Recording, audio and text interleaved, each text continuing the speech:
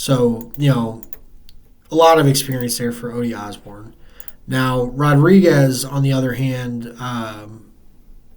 you kind of get the side where they're, he's young, he's up and coming. This could be the difference, right? This could be a difference maker. So that right there gives you, the opportunity to have, a breakout. He's only had 2 fights in the UFC. They're 4 years apart. So the first one, we don't know if that's going to be any indication of who he is now. And then we have the last one where, he got a finish. So when I look at the line, I think that's kind of what we're seeing in the line here. Rodriguez is, minus 148. Osborne, much more experienced, plus 124. I mean, I lean Rodriguez. I think the potential is outweighing the experience, and I think he has a path to victory that, is going to give Odie Osborne some issues. And so, that's something right there. Now, we go on to probably my favorite fight of the night, and that's going to be the Brian Diego Lopez fight. And I'm on record for saying I think Lopez is arguably the next coming in the featherweight division, and I think he is going to be a champion. Ortega has been around the division forever. A lot of people, if you're just getting into UFC, I mean, I remember when he fought Holloway and when he fought Frankie Edgar and when he fought, who was the other one? It feels like it's been forever, but obviously Korean Zombie on the way coming back. He's had some like insane barn burners, but the thing is here, he's just not active. We saw that, he fought Yair Rodriguez, he got injured, and he came back and fought Yair Rodriguez again. Now, he didn't look great in the beginning of the second fight here, but, I mean, he made it work. He basically outclassed Rodriguez and, just leaned on his chin and his gas tank and was just able to get after him. Now, Ortega is very well known for his jiu-jitsu and his, submission attempts and things like that. What's concerning to me, though, is Lopez is not like a scab or a scrub on the ground. And, I mean, his fights so far have been just, insane. Losing to Movsar Evelev in the beginning, he arguably could have won that fight and should have won that fight. But these last 3 fights, the Dan Ige fight is just insane to me. Simply because, these guys were scheduled to fight at 303, and then, Ortega was ill the night of the fight, and they brought Ige in and they fought at catchweight. And, Lopez is on the rise. Like, he is going, he's in the, top 10 possible, title contender coming up. And he didn't have to take that fight with Dan Ige, but he said, fuck it, I want to fight him, And that's just like, I have a lot of respect for that. And it just shows you who he is as a fighter in general. Now, as we're looking at, some of the advanced statistics, Lopez, his control percentage is really bad, 41.4%. But the reason for that is, if you're looking at the losses he's had, like this 8.5 minutes, that's where the majority of this percentage comes from. And he had 2 submission attempts that almost ended it in that fight, which would have been a gigantic upset. Nobody expected him to step in on short notice and make that happen. But his ability to finish is just incredible. Now, I don't know if he's going to be able to finish Brian Ortega, because Ortega is just a zombie. Like he walks through everything. He's like almost impossible to be finished. Holloway, didn't even really finish him. He just stopped him. He was stopped on his stool, Volkanovski couldn't finish him, and he just, beat him to a pulp, basically. But yeah, so I don't know if he's going to be able to finish him, and I don't know, if he's going to, be able to out-grapple him. but I just think he's better. Like, he is just better overall. And then when I'm looking at it from, the perspective, like, Lopez is bigger. He's the bigger fighter. He's the younger fighter. And I really think this is like, Lopez reminds me of a more tuned in Charles Oliveira. Like, I just think he has that type of trajectory. I don't think it hasn't taken him like as long as it took Oliveira. Oliveira went through like a huge like learning curve. It felt like, where he, before he went to stardom. And I think Diego's he's gonna skip over all that and just fly up there. And so if we're looking at the line, Lopez is the favorite, minus 192. That's tough to take as a straight bet.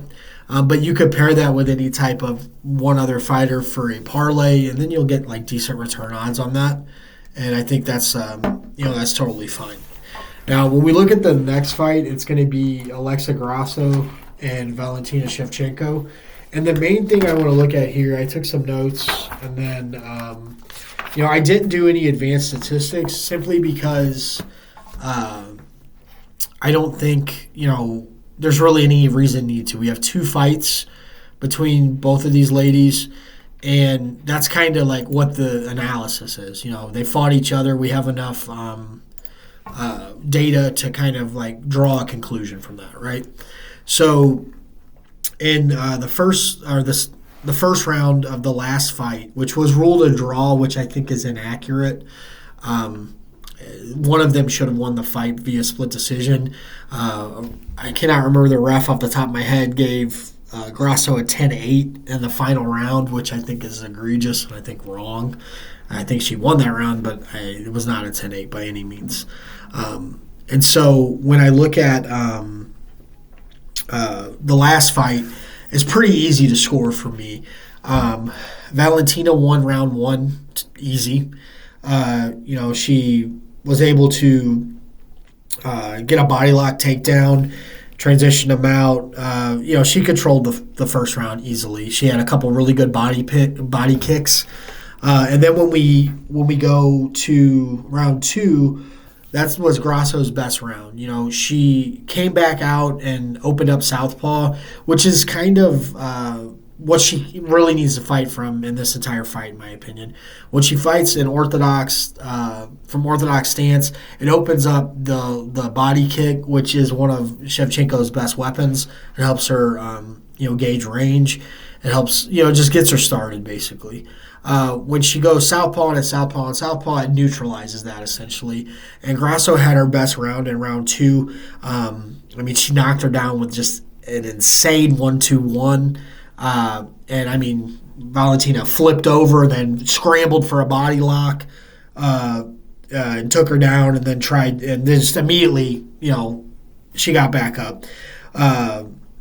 Or not immediately, but she took her down and just laid there, essentially. And Grasso, unfortunately, I think she got overzealous when she hurt her and knocked her down, and that's just what led to that. Grasso won the second round on all three judges' scorecards. I obviously 10-9 easy. She had the knockdown, the most damaging strikes in that round. And so then when you go to round three, Grasso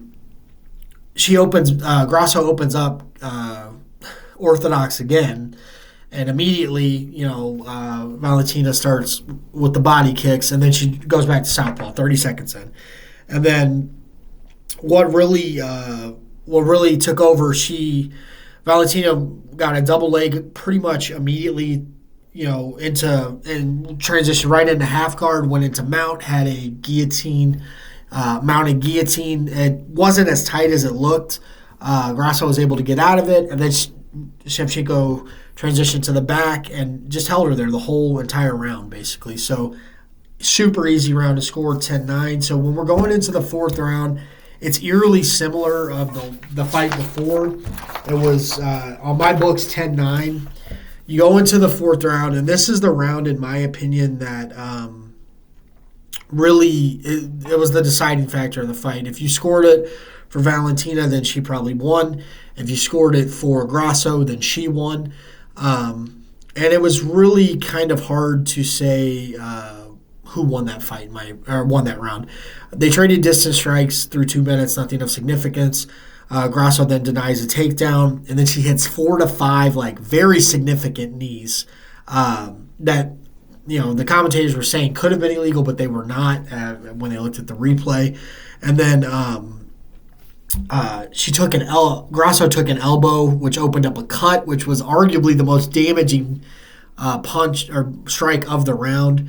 Grasso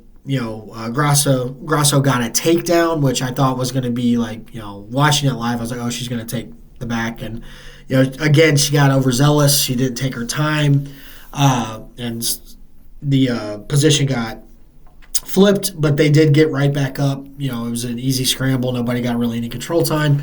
And then, the round pretty much ended. So, depending on how you scored the damage in that round, is who you gave it to. Round 5 was easy to score, in my opinion. Valentina won the first half of the round by just peppering jabs and just being more active. But then Grasso had the biggest moment. She took her down, just vicious ground and pound, and then tried to finish the fight with a choke. She could not get it in time. So that's kind of where we're at, right? So the one thing that really stands out to me, Shevchenko is over the 35-year-old threshold, which that's usually just counted for men. I don't know if you've heard the statistic before, but you've got men in title fights from middleweight down are like 2 and 33 or something like that. If they're over the age of 35, the only 2 wins are Tyron Woodley, shockingly enough. We just saw it again. Volkanovski got just drilled twice. Then Covington got, drilled basically in like the most boring fight of the year against Leon Edwards. So the way I view it is if Grasso comes out and is going to come out southpaw, then she should win this fight. Pretty much that. As long as she has more urgency to get up when she is taken down, I feel like she's going to win the exchange. And the reason I say that is anytime they're exchanging in the pocket, the most damaging punches and strikes come from Grasso. Valentina had an incredible jab in the last fight, and it was finding a home, and she was, doing damage. But the most significant strikes came from Grasso in the stand-up. And now, if she gets the back, she is hunting for a finish. When Shevchenko gets her to the ground, it's more of, I don't want to say a lay and pray because she is active, but she is not actively seeking the finish. She's controlling, she's winning the round is what I see. When Grasso gets her to the ground, she's trying to win the fight. And that's the main difference that I see. So when we come to the line, I think it's accurate. Grasso should be favored. I felt like she won the last fight. Obviously, she won the fight before that via finish. And I think she's really just coming into her own. I think Shevchenko is kind of on the downslide of her career, not a negative. She's had a phenomenal career. I just think that's kind of, where we're at. Other than that, I don't have a feel on how it's going to go, if it's going to be decision or finish. I think it's just too close of a fight to say. But yeah, I think Grasso is going to, retain her title, and this will probably be the last fight they fight. I would hope so. I don't really want to see it again. I think nobody wants to see, like we saw with Figueiredo and Moreno, where they fight 9 times, and hold up the whole division. So, last fight of the night is the main event. I think it is a very good fight. A lot of times, the main event on these pay-per-view cards are terrible in comparison to the rest of the card. We have Sean O'Malley versus Merab Dvalishvili. I can never get his name right. Versus Merab. And so, obviously, if you were looking at this from a casual standpoint, no statistics, you would be like, oh, O'Malley's a really good striker. He's very accurate.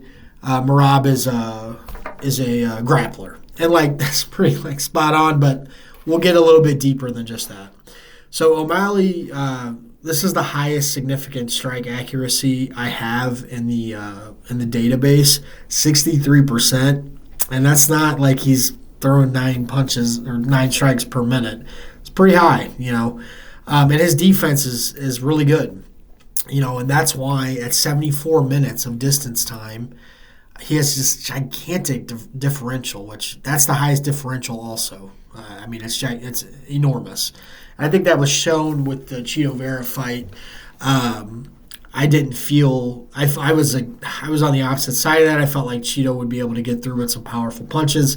He was just completely outclassed, start to finish. And when I look at the matchup here,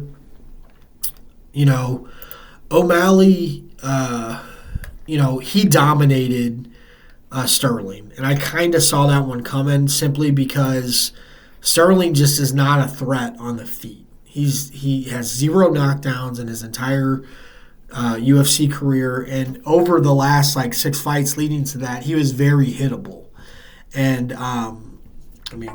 that obviously shown. Now, O'Malley, I kind of agree on the Peter Yan fight. He didn't win that fight; he lost, but that's neither here nor there. We're not gonna argue semantics on that. Now, the thing is, we have seen him slow down in fights. But I don't know if that's he has terrible cardio. I mean, he slowed down in the Chris Moutinho fight, and he was slowing down in the Vera fight. But the thing is, he's throwing 300-400 strikes. Of course, he's going to slow down. It's insane to think otherwise. Now, I think the handicap for this is very straightforward. Merab is going to try to do one thing. Sean O'Malley is going to try to do the other. Now, Merab has been cracked numerous times before, and he hasn't fought anybody as slick as O'Malley is, and I think that's real. He hasn't. When he fought Jose Aldo is a very good striker, but he was past his prime when he fought him, and he couldn't get him down. But the thing is, I don't view that as a negative when I'm looking at Merab. Jose Aldo is the ultimate anti-wrestler, and that's been known his whole career. What he did to Peter Yan was insane. I couldn't believe it when I watched it. I thought surely there was going to be some resistance. The domination of that fight. Now, granted, he only had 6 minutes and 53 seconds of control time, but 49 takedown attempts, and he did not even look tired in round 5. He looked like he could go another 25 minutes. And 312 distance attempts. That type of pressure is gonna be crucial, but it's a double-edged sword because if he's trying to close the distance, which he will need to because there is a significant reach advantage and size advantage, 5'11" to 5'6", that's tough. But he's going to try to close the distance. And I do firmly believe, though, if he closes the distance and gets his hands on O'Malley, it's going to be a rough road for him. And especially from the cardio standpoint, these grapplers, they just, there's just some of them, obviously we're not comparing them to Khabib because nobody's Khabib. They just don't get tired, man. They don't get tired when they're in offensive control positions and just dominating that type of exchange. Now, obviously, if Merab can't get this fight to the ground and dominate with his cardio and his offensive control, then he's going to get knocked out. I firmly believe that. The only reason Chito Vera didn't get knocked out is because his chin is made of titanium. That's the only reason he didn't get knocked out, But I think it's pretty much that straightforward. I am going to be leaning towards Merab simply because I think he is the worst matchup for Sean O'Malley in this entire division. I think they didn't want to give him this fight, but it's kind of hard to deny him with his win streak and what he did to everybody in his path. And now that Aljamain Sterling's not the champion, I think, he is the worst matchup for O'Malley. If O'Malley gets past this and is able to finish him, that's going to be incredible. That's going to be a big, big deal. So, but that's going to be it, guys. Thank you for staying with me through this whole episode. I had it cut in the middle of it, so I'm going to try to mash them together. So if you see like a little piece where it's off, that's what that is. Other than that, if you like the content, if you want to see more of it, I'll probably do a couple more football videos for this weekend. Make sure to subscribe, like, comment. You can reach out to me on Twitter, or you can email me at themintnermethod@gmail.com. But other than that, as always, thanks again for tuning in, and I'll catch you on the next one. Take care.